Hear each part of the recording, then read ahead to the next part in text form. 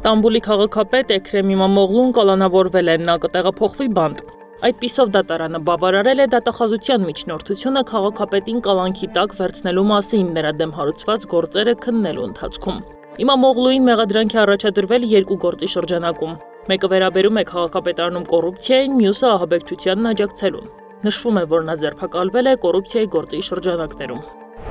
Թուրքիայում բողոքի ակցիաները չեն դադարում։ Հանգստյան օրերին ավելի քան 300 մարդ է ձերբակալվել Ստամբուլի ձերբակալված քաղաքապետ Էքրեմ Իմամօղլուի աջակցության ակցիայից հետո։ Մեկ ոստիկանի վրա ծծմբական թթու են լցրել։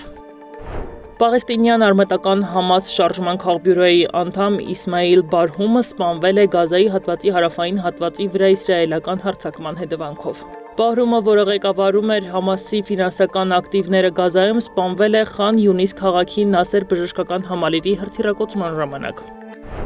Իսրայելի զինված ուժերը հարվածել են Գազայի հատվածում գտնվող ամենամեծ հիվանդանոցին։ Ալ Ջազիրայի փոխանցմամբ կան զոհեր եւ վիրավորներ։ Միացյալ Նահանգների ռազմական ուժերը մի շարք հարվածներ են հասցրել Եմենի Հոդեյդա միջազգային օդանավակայանի տարածքին։ Նախքան այս հարվածները Եմենի հուսիները հայտարարել էին, որ շարունակելու են գրոհները ամերիկյան առևտրային եւ ռազմական նավերի վրա, եթե Միացյալ Նահանգները չդադարեցնի իր ռազմական գործողությունները Եմենում։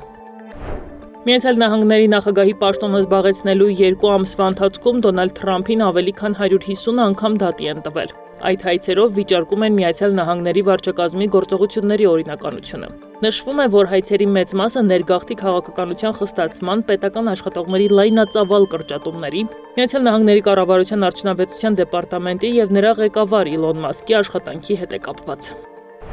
Հռոմի Ֆրանցիսկոս Պապը հիվանդանոցից դուրս գրվելուց հետո առաջին անգամ ներկայացել է հանրությանը։